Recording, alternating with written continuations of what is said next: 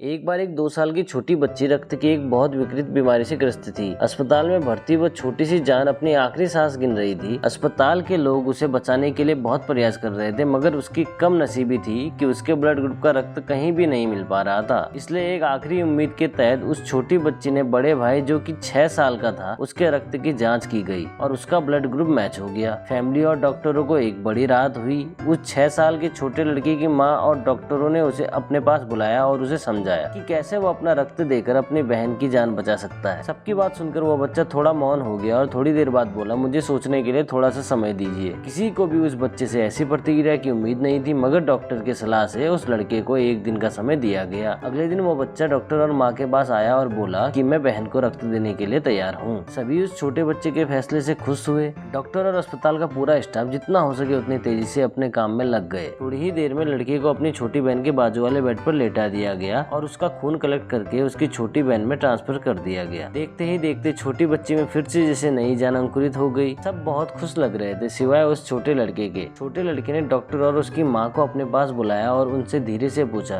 कि अब मेरे पास जीने के लिए कितना समय बचा है। दोस्तों, आपको कुछ समझ में आया? जी हाँ, उस छोटे लड़के को ऐसा लग रहा था कि अपनी बहन को रक्त देकर वो अपनी जान उसको दे रहा है, इसलिए शायद उसने सोचने के लिए समय मांगा था। बावजूद इसके कि उसे लग रहा था कि वो अपनी बहन को रक्त देकर जल्दी ही मर जाएगा, उसने अपनी बहन को बचाने का फैसला लिया। इसे कहते हैं सेल्फलेस लव। दोस्तों, आपने अपने जीवन में कब किसकी मदद की थी आखिरी बार? आप कब वास्तव में निस्वार्थ थे? कब आपने वास्तव में अपने जीवन को जिया था और समस्या का सामना किया था? निस्वार्थ बनो, बहादुर बनो और प्यार करो। और मन करे तो वीडियो को लाइक करो और नीचे लाल कलर के सब्सक्राइब के बटन को दबा भी दो।